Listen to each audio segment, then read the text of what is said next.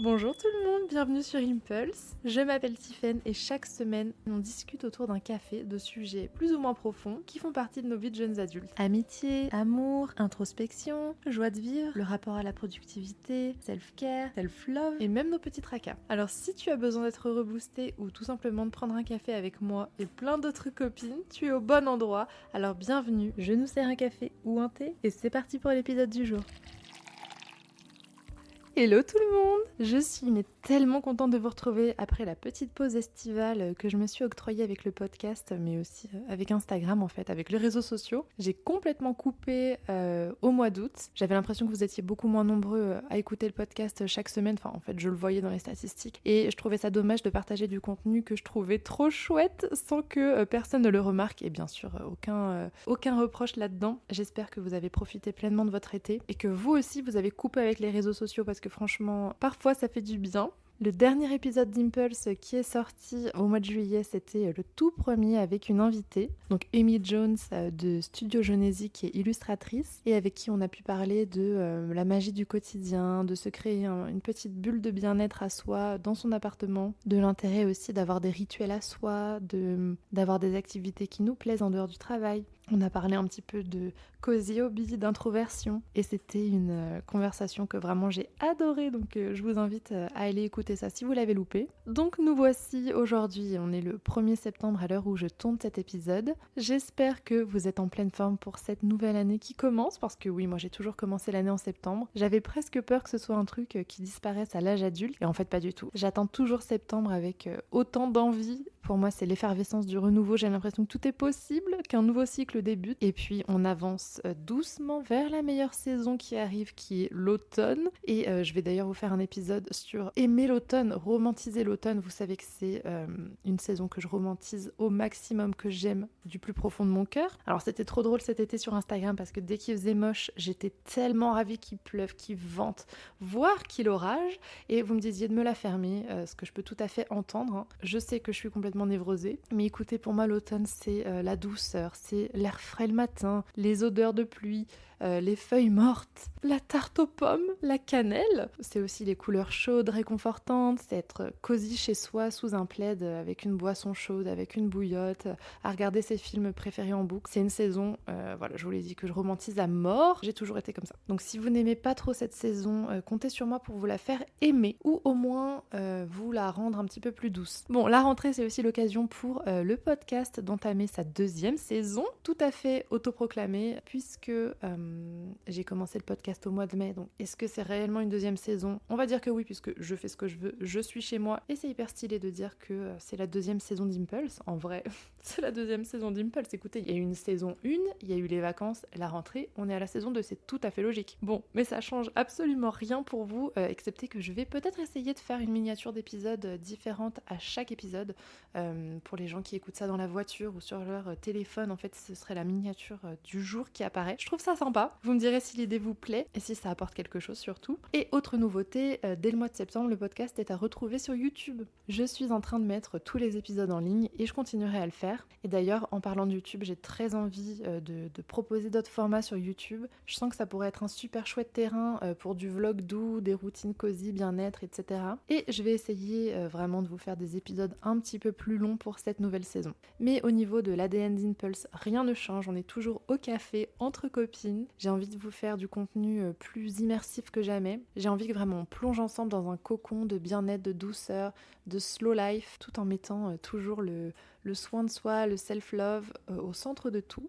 Et je sais que vous êtes avec moi là-dessus. Donc on se plonge quand même dans l'épisode du jour. L'idée aujourd'hui, c'est de vous partager plein de tips pour avoir une rentrée de septembre joyeuse, productive, harmonieuse, qu'on se remette sur les rails ensemble. J'espère que vous êtes reboostés, pleine d'énergie pour cette rentrée. Et si c'est pas le cas, je vous assure que ce sera bientôt le cas avec tous ces conseils. Moi, personnellement, j'adore que l'été soit fini. L'été, c'est une saison pendant laquelle on est beaucoup dehors, qu'on parte en vacances ou pas d'ailleurs. On a tendance à beaucoup plus socialiser, on est hors de chez soi. Et personnellement, j'adore être chez moi, vous le savez. Donc j'adore cette idée un petit peu de repli qui nous invite à recharger nos batteries un petit peu plus dans l'intériorité. Et pour moi, ce sont les routines et les rituels du quotidien, une bonne organisation, en plus d'une vision positive en tout cas d'une capacité à appréhender positivement la saison, qui apporte de la sérénité et de la joie dans la vie. On l'a dit, objectif vie harmonieuse, joyeuse, positive, magique. Et donc aujourd'hui, j'avais envie de vous faire un petit listing non exhaustif de tous les rituels, toutes les routines qui font du bien et qui participent grandement à mon équilibre. Je ne vais pas rentrer trop dans les détails dans cet épisode pour chaque élément que je vais vous citer, mais je vais plutôt faire un tour d'horizon à 360 degrés de ce qui me fait du bien, ou pas d'ailleurs, vous verrez qu'il y a quelques impostures, des choses que j'ai pas vraiment testées, mais c'est des choses un petit peu dans l'esprit des guides 101, vous savez, les guides anglo-saxons 101, ça s'écrit 101 et ça veut dire que c'est un petit peu le B à bas du bien-être, tous les petits outils, toutes les petites routines du quotidien. L'idée c'est que ça ouvre une porte et une réflexion chez vous, que vous puissiez vous aussi les intégrer à votre quotidien ou pas, mais en tout cas vous en aurez connaissance. Et donc c'est parti. On commence avec une cure de compléments alimentaires. Ça c'est quelque chose qui peut être assez intéressant de faire en début d'année, au mois de septembre. En plus on change de saison, on arrive vers des jours un petit peu plus courts et je sais que ça peut peser sur le moral, même moi en vrai, même si j'adore l'automne, le manque de luminosité, tout ça, le fait qu'on soit beaucoup moins actif d'un coup, ça peut peser sur le moral. On a aussi naturellement beaucoup moins de vitamines. En tout cas, je trouve que c'est quand même beaucoup plus simple en été d'avoir une bonne dose de vitamines quotidiennes, que ce soit la vitamine D grâce au soleil, les vitamines qu'on trouve dans les fruits et légumes. En automne, ça demande un petit peu plus d'effort, je trouve, d'avoir une alimentation complète, variée. Et d'ailleurs, j'ai été contactée par Onaterra, qui est une marque de compléments alimentaires basée à Aix-en-Provence. Donc j'adore, vous savez que j'ai déjà vécu à Aix-en-Provence. Bon, ce qui change strictement rien au fait que j'ai accepté de travailler avec eux. Mais j'ai reçu quelques produits que j'ai pu choisir dans le catalogue. Et alors pour vous en parler un petit peu, j'ai choisi une synergie rhodiol et safran. Ça c'est ma psy qui m'en a parlé, qui m'a dit que c'était un excellent comme un antidépresseur naturel. Donc j'ai commencé ça et j'espère grandement que ça va m'aider à avoir un meilleur moral et en tout cas moins de variations d'humeur, donc je vous en reparlerai. Et j'ai aussi pris tout un complexe multivitaminé, donc ça aussi je vous en reparlerai, mais je pense que bon, c'est jamais une mauvaise idée de se supplémenter. Parlez-en à votre médecin quand même, évidemment. Mais voilà, faire une cure de compléments alimentaires, ça peut permettre de prévenir les petits, les gros bobos. Essayez de faire attention à ce que vous ressentez et aux signaux que votre corps et ou votre tête vous envoie. Je vous dirais d'accepter les périodes sans énergie, mais tout en restant attentive et en gardant en tête que c'est pas normal d'être fatigué toute la journée, tout le temps, potentiellement d'être fatigué dès le réveil aussi. Ça, généralement, c'est signe d'une certaine fatigue nerveuse. Donc, une petite cure de compléments alimentaires pour avoir la sensation de se réveiller, pour faire du bien à son corps. Je pense que c'est toujours une bonne idée. Ensuite, deuxième sur ma liste, et première imposture, puisque ça, je le fais vraiment plus du tout, mais j'ai noté de vous faire un batch cooking. Alors je vais vous donner plutôt mon équivalent qui est d'avoir un carnet de recettes facile et saine, accessible facilement. C'est-à-dire que moi j'ai tout un carnet avec des recettes quand je sens que je varie plus du tout mon alimentation parce que moi c'est catastrophique, je peux vraiment manger la même chose pendant une semaine sans m'en lasser. Bon, ce qui fait que je suis relativement facile à vivre, mais c'est pas forcément le top pour avoir tout ce dont on a besoin. Le batch cooking en vrai c'est vraiment pas compliqué, je le fais plus parce que là j'ai plus d'appartement à moi, mais dès lors que j'aurai de nouveau un chez moi, vous pouvez être sûr que je vais recommencer à batch cooker. Moi je sais qu'à l'époque je me faisais beaucoup de curry de pois chiches aux épinards, des chilis sin carne aussi. Après je suis végétarienne donc les légumineuses c'est très important pour moi. Des currys de pommes de terre, des soupes aussi, ultra faciles à faire et à conserver en hiver. Faites-vous plaisir, mais l'idée c'est vraiment pas de vous compliquer la vie, c'est vraiment de vous la faciliter en ayant toujours à disposition des aliments frais, nutritifs et bons pour vous. Troisième élément, outil de bien-être pour la rentrée, le journaling. Bon, je vais pas vous en faire tout un laïus, je vous renvoie à tous mes épisodes sur le sujet. D'ailleurs, j'ai pas oublié que je vous avais parlé d'un challenge autour du journaling, donc ça c'est toujours en cours. Peut-être pour le mois d'octobre, tiens, je vais vous faire certainement une petite question par jour à laquelle répondre, donc vous n'aurez pas besoin de la partager, hein. Ça peut être tout à fait personnel, vous aurez juste besoin d'un carnet. Mais pour vous dire quand même un petit mot sur le journaling, pour moi c'est l'outil clarté d'esprit par excellence et du coup c'est l'outil anti-anxiété par excellence. L'idée c'est vraiment de vider tout ce que vous avez dans votre cerveau pour libérer de la place. Vous n'êtes pas obligé d'écrire des phrases et des phrases, parfois c'est simplement bonjour, je me suis réveillée, je me sens comme ça aujourd'hui, point barre, on verra comment se passe la journée. Et là, je vous assure, ça paraît con, comme à chaque fois que je vous parle de journaling, j'ai l'impression d'enfoncer des portes ouvertes, mais je vous assure que ça fait un bien fou sur le long terme. Ensuite, adoptez une routine de self-care complète qui vous fait du bien. Donc je pense à la skincare, haircare, homecare. Est-ce que ça compte? En tout cas, je vous invite vraiment à identifier, à choisir des produits au quotidien, pas forcément énormément, on peut être hyper minimaliste, même dans sa skincare routine. Moi j'ai vraiment 3 produits je crois, L'important pour moi, c'est que ça puisse nous créer des sas de décompression où on a des produits qui sentent bon, où on prend soin de soi, où on peut se mettre une petite playlist douce en arrière-plan. Ça, c'est des petits rituels qui paient pas de mine et qui pourtant rendent le quotidien beaucoup plus joyeux, beaucoup plus léger et qui vous permettent d'intégrer le self-love pleinement. Dans la même veine, j'ai eu envie de vous parler de l'automassage. Alors clairement, je suis encore une imposture sur le sujet puisqu'à part le brossage à sec et parfois après le sport, je masse mes trapèzes comme ça de façon complètement anti-professionnelle, j'imagine. Je ne me suis jamais réellement créé de routine d'automassage et ça, je rêve de le faire cette année. Je vois les bienfaits que ça peut apporter au quotidien et puis surtout, je trouve que c'est le moment bien-être par excellence. Ça sent bon, donc la sensorialité on adore. Et donc l'idée, si j'ai bien compris, puisque ça peut être tout le corps, ça peut être le visage, ça peut être aussi les mains, les bras. Mais voilà, vous venez choisir une huile qui sent bon, vous venez choisir vos huiles essentielles préférées aussi. Et vous vous massez le visage, les mains, les avant-bras pendant quelques minutes. Pareil, avec une petite musique. Il faut romantiser au max ces sessions bien-être, bien évidemment. Même si moi je suis peut-être un petit peu un cliché ambulant. Mais hors caméra, sachez que je fais exactement comme ce que je vous montre. C'est-à-dire le combo bougie allumée, petite playlist, soin de soi, boisson chaude. Vraiment, je suis cliente, mais alors à 1000%. Et alors j'imagine que quand on va chercher encore plus loin dans le game de l'automassage, il doit y avoir plein de choses à savoir, des points de pression particuliers qui vont aller relâcher certaines tensions. Bref, je m'y connais pas plus, donc je vais pas m'étaler sur le sujet, mais c'est vraiment quelque chose que j'ai envie de découvrir cette année.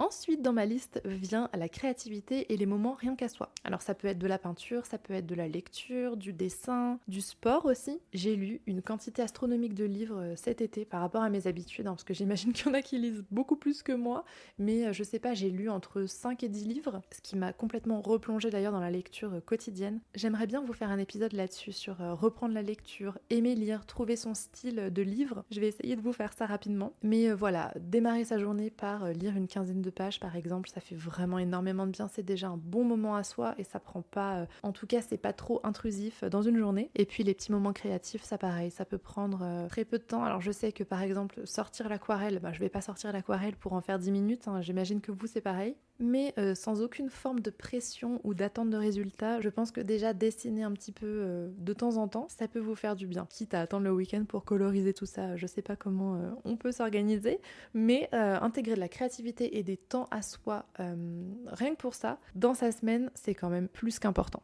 Autre outil pour canaliser son cerveau, organiser sa rentrée et sa vie, avoir un agenda. Alors qu'il soit papier ou digital. Moi, j'ai des tonnes de templates sur Notion, enfin en vrai j'en ai deux que j'utilise régulièrement. J'en ai un pour le journaling. Je me suis créé un espace de journaling qui est vraiment génial, sans vouloir me jeter des fleurs vraiment. Sur Notion, j'ai créé moi-même un template de journaling. Donc c'est un espace de journaling à la fois pour le matin et pour le soir. Et en fait, ce que j'ai fait, c'est que pour le matin, je me suis créé 3 moods différents. Et le soir pareil, et ensuite j'ai plus qu'à créer une page par mood, ça vient se caler dans un calendrier global et il y a tout plein d'images cosy qui font du bien, c'est vraiment un template que j'adore. J'aimerais bien vous en faire profiter d'ailleurs, je vais voir comment est-ce que je peux le mettre en ligne, mais sinon je suis aussi team agenda papier, j'en ai même plusieurs, ce qui fait que ça perd complètement de son intérêt, je me perds un petit peu parmi tous mes agendas, ce qui fait qu'en vrai je vais faire tomber le masque, j'utilise quand même énormément mon agenda Apple puisque c'est synchronisé avec tous mes appareils, j'imagine que pour vous c'est pareil. Mais avoir un agenda papier, c'est quand même trop bien. À partir du moment où j'écris quelque chose, il sort de ma tête. Donc c'est pour ça que je trouve qu'un agenda papier, c'est quand même un must, encore aujourd'hui. Un petit mot aussi sur le fait que pour moi, on a beaucoup trop normalisé le fait d'avoir des journées à rallonge avec des tâches de dingue.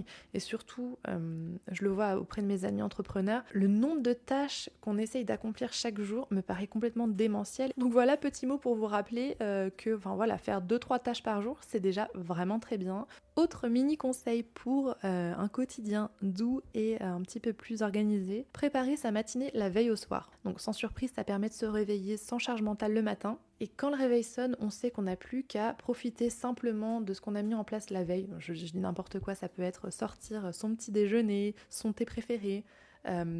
Pour celles qui ont peut-être avoir programmé la cafetière à une heure précise. Et ça, quel bonheur quand ça sent le café dans toute la maison. Mais alors, encore une fois, je n'attends qu'une chose, c'est de ravoir un appartement pour pouvoir avoir une cafetière programmable. Mais bref, je ne m'emballe pas. Préparez vos vêtements aussi. Préparez peut-être votre lunch dans votre bento box pour aller au travail. Voilà, toutes ces petites choses-là qui permettent de se réveiller sans aucune charge mentale et en plus de cultiver un petit peu la gratitude puisque moi je sais que le matin quand je me réveille et que j'ai fait tout ça la veille, je peux pas vous dire, j'ai une sorte de reconnaissance éternelle envers la Tiffaine du passé et donc je ne peux que vous conseiller de faire pareil.